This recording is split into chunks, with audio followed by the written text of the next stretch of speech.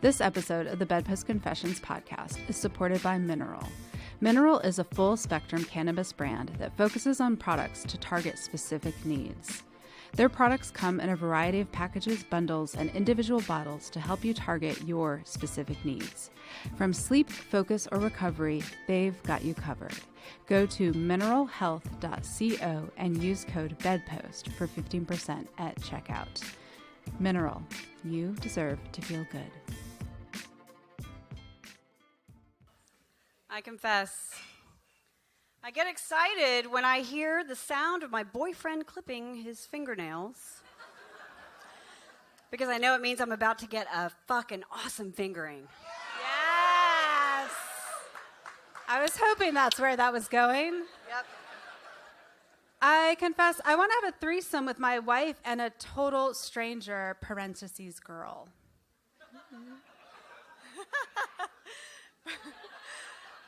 I confess, I was in the mood to ride some dick, so I suction cupped a dildo to my nightstand and hopped on. I don't usually come from penetration alone, but nightstand did the trick.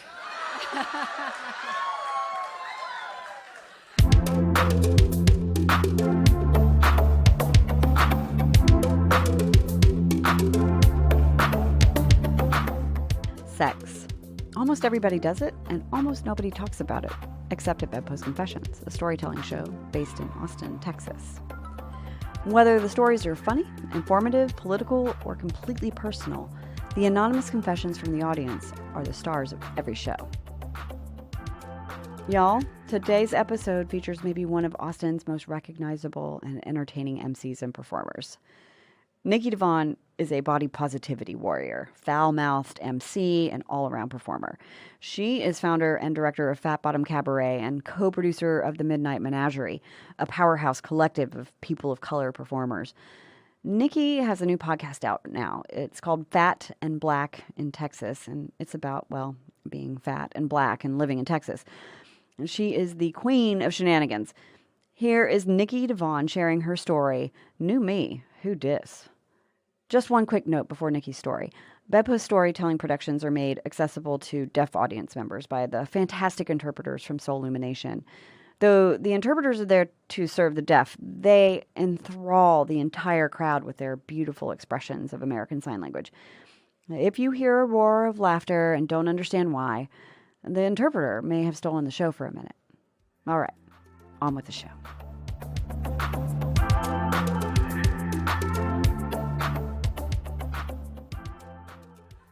Hello. Hi.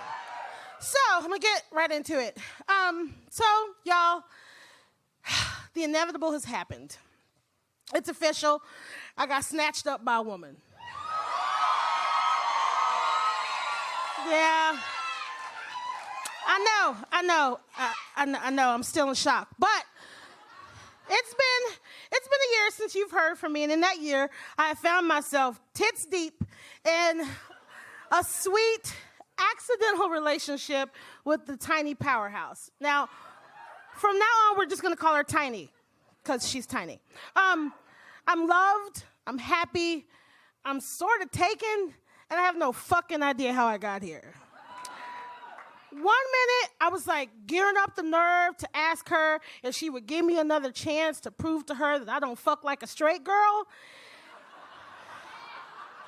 Because I still kind of fuck like a straight girl.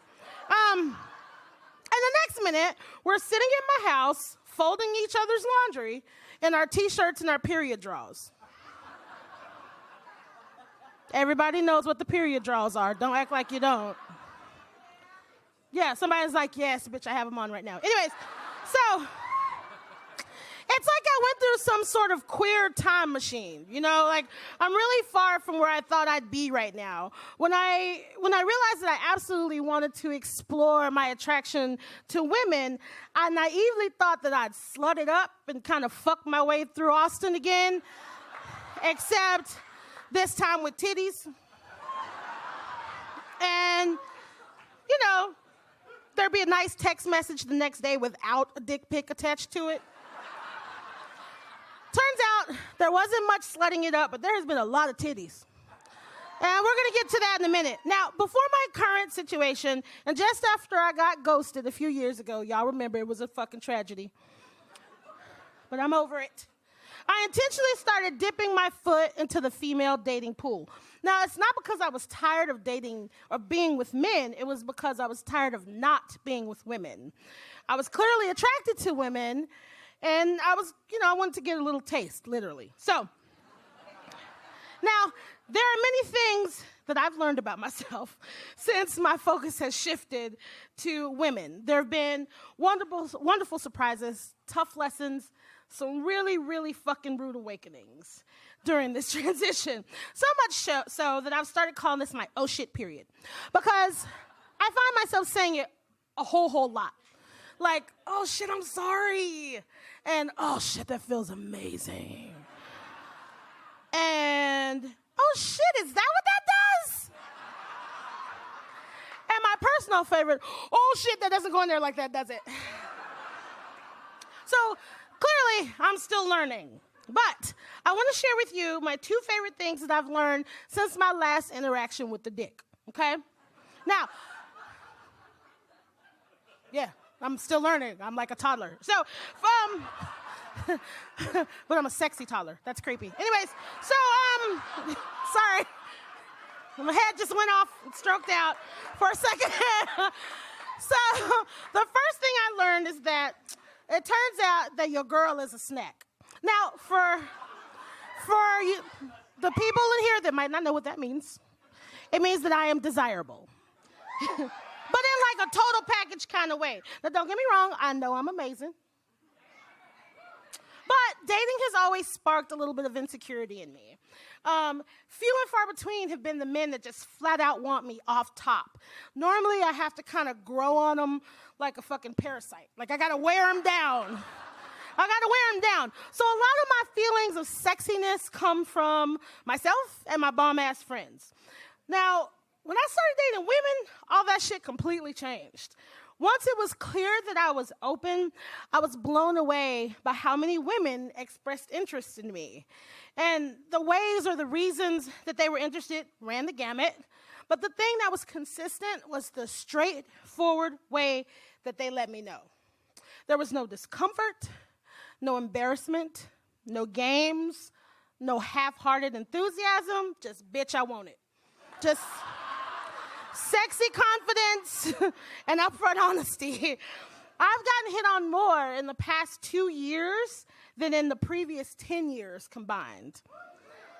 Yeah. Now, I'm not saying all women are like this, but I'm saying in my experience, if a woman wants you, she lets you know, period. The funny thing is, though, I have no idea, like, how they knew that I had flipped the switch. Like, I have no idea, like, I didn't change outwardly or anything. I'm thinking maybe somebody put out, like, a pussy bat signal. Or maybe, like, yeah, pussy bat signal. What she doesn't know is that I'm stealing that. Pussy bat signal. Or,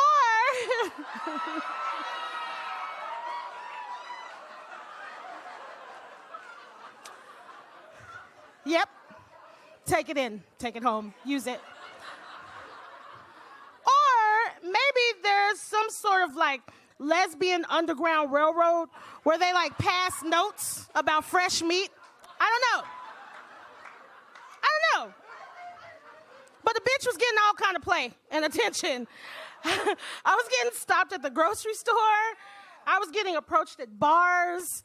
One woman stopped me in a Target and told me that my smile gave her butterflies. I was like, bitch, what?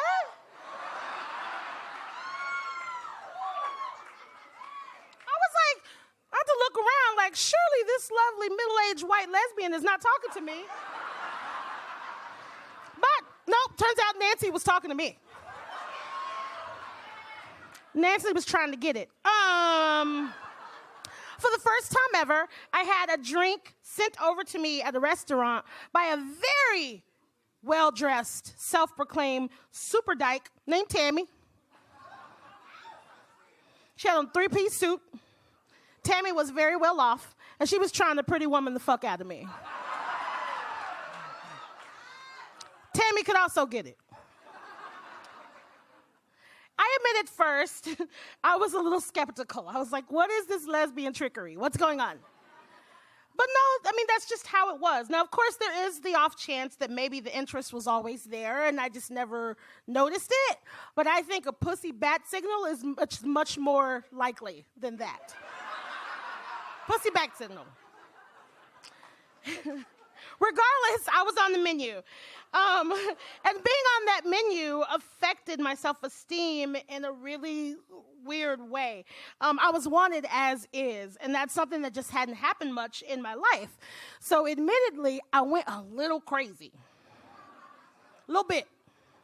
It got me into more trouble. This boost to my self-esteem got me into more trouble than I'm used to. Here's a couple of things that happened. I got a drink poured on me twice. I got kicked out of somebody's house at 3 a.m.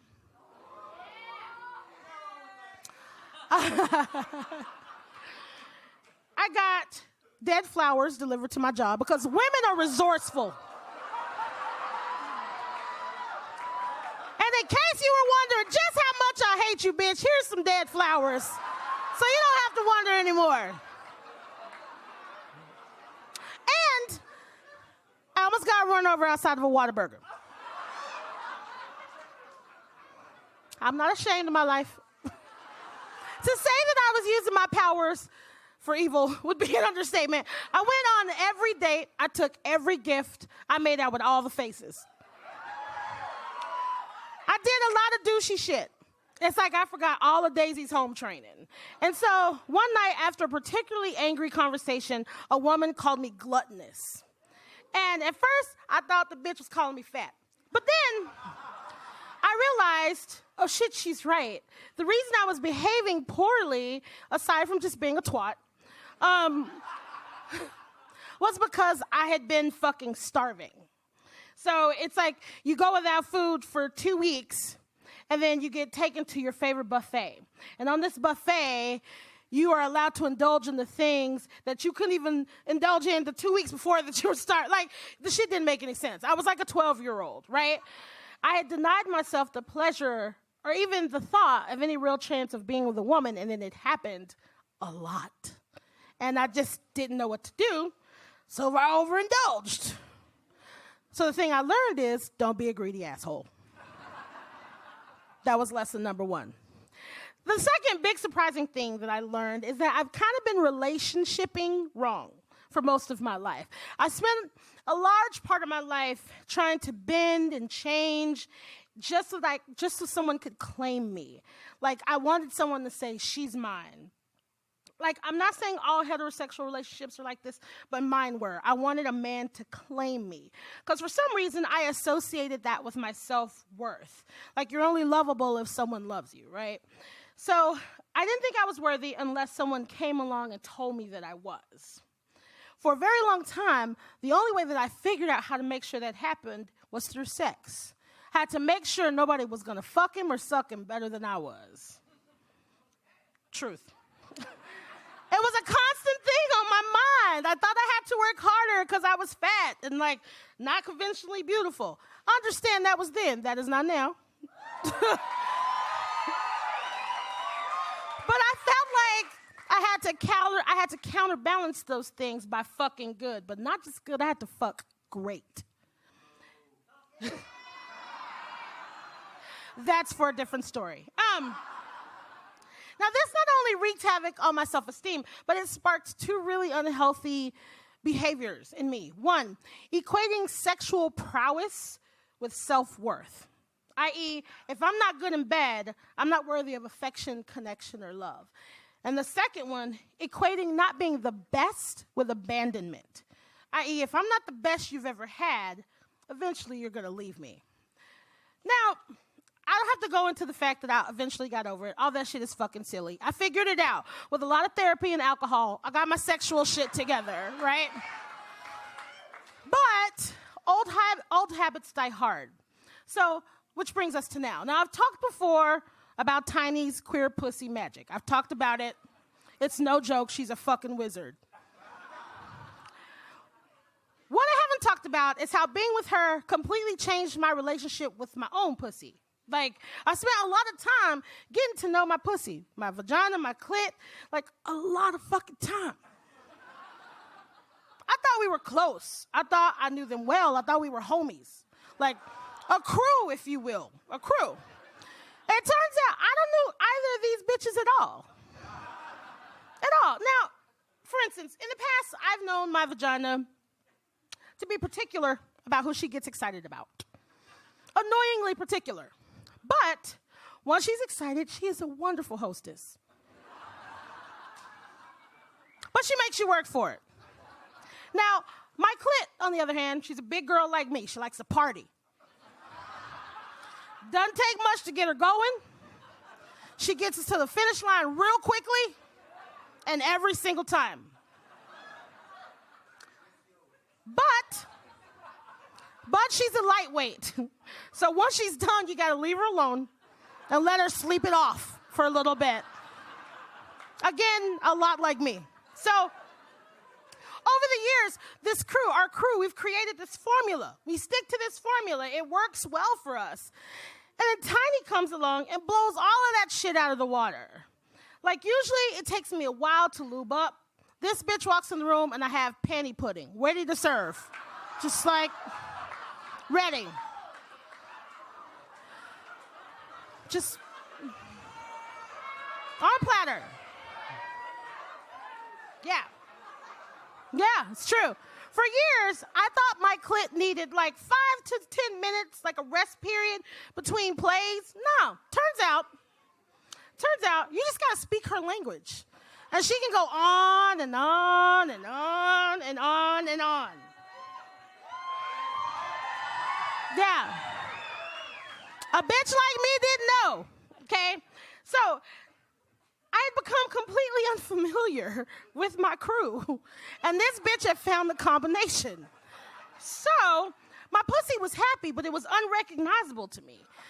So, of course, doubt crept in. Now, we had already agreed that we wouldn't see other people. We already agreed that, but all of a sudden, that was not enough. I convinced myself that I wasn't enough because I thought I wasn't making her feel the way she was making me feel. I knew I wasn't the best she'd ever had. And so that desire to be claimed crept back. In my head, that was what would assure me that I was pleasing her. If she called me her girlfriend, I would know that I was doing a good job and she wouldn't leave me. Now, never mind the fact that I wasn't paying attention to her. I wasn't paying attention to the way she responded to me when I kissed her, the way she responded to me when I touched her. I wasn't listening to her. I wasn't listening to her moans or watching her face. I was too wrapped up in my own bullshit in my head. So, as it happens, one night, irrationality got the best of me, and I had a complete fucking meltdown outside of a bar. I was the drunk girl yelling, crying, storming off in full view of dozens of people. Me. It was fucking glorious. It was glorious. Snot, tears, everywhere. All of it. All dramatics. Just because someone had asked us if we wanted to do a threesome. It was totally irrational.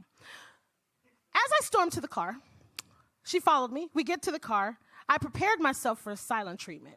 Instead, she opened my door, lit a cigarette, sat down in front of me, and said, "Baby, do you want to talk about this?" No raised voice, no anger, no accusations, just tenderness and patience and love, as usual. Yeah. And for me, that's when everything shifted. It's like that small act of handling me with care and respect flipped a switch. That was my eureka moment, right? Like, oh, this is also what a relationship can look like. Instead of someone claiming you, they can just show you that they love you. What a novel fucking idea. It can actually be that simple. Now, it sounds crazy, but that was it. Like, all the bullshit that I thought was a necessity in my relationships changed that night. And I woke up the next day feeling like it was a new beginning. Now, as it always happens with me, I'm still figuring my shit out. But being with a woman, I have to say, has changed me. It's reminded me how beautiful and powerful and sexy I am. How sexy we all are. Yeah. There's something about being with a woman that's added an extra layer of connection. Like it's this weird, unspoken, understanding lesbian thing that I haven't experienced before. There's weight in the sexual connection between women. It's a confirmation of sorts that doesn't exist anywhere else. When another woman recognizes and acknowledges your beauty and your power, it's fucking special, romantically or otherwise. So people ask me, Nikki, are you done with the dick? Are you done? And I don't know. I have no idea. I don't know. I don't know what's going to happen between me and Tiny. I don't know if there's an expiration in our romantic relationship. I don't know if I will continue to date women if there is an expiration on our relationship. But what I do know is that right now I'm here with this person, learning and growing and changing into this woman that no longer feels like she needs to be claimed, but still may occasionally fuck like a straight girl. Thanks.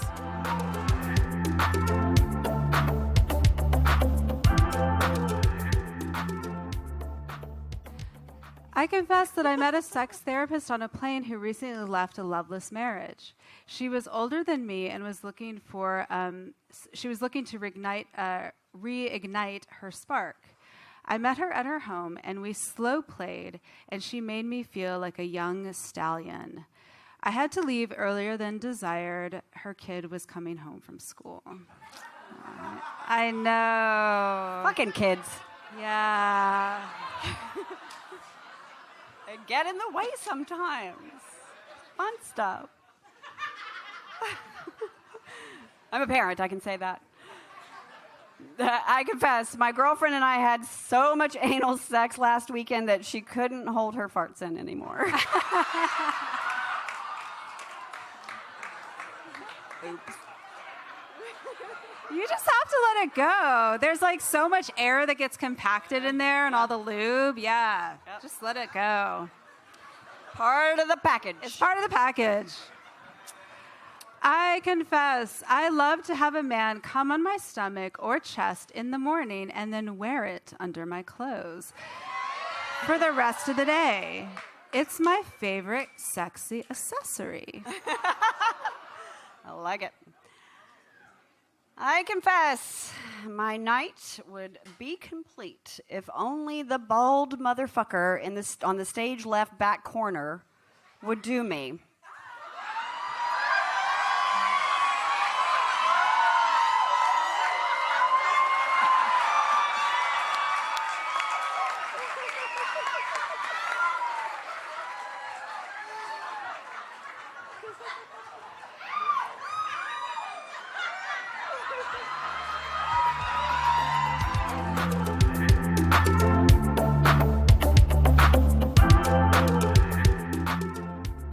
Bedpost Confessions is recorded in front of a live audience at the North Door in Austin, Texas. To view upcoming show dates, submit your confession to us, or to snag an I Confess t-shirt, tote, or journal, visit bedpostconfessions.com. Follow Bedpost Confessions on Instagram and Facebook for more anonymous audience confessions, behind-the-scenes shenanigans, and snapshots of Bedpost Confessions performers and their stories. Links to all things Nikki DaVaughn and Bedpost Confessions are in the show notes. Bedpost Confessions is produced by myself, Sadie Smythe, and Miranda Wiley. Our podcast production team is Mariah Gossett, Mike Moody, and Permanent Record Studios. Don't forget, while we love a good secret and confession, don't keep this podcast to yourself. Share it with a friend or loved one. We appreciate it.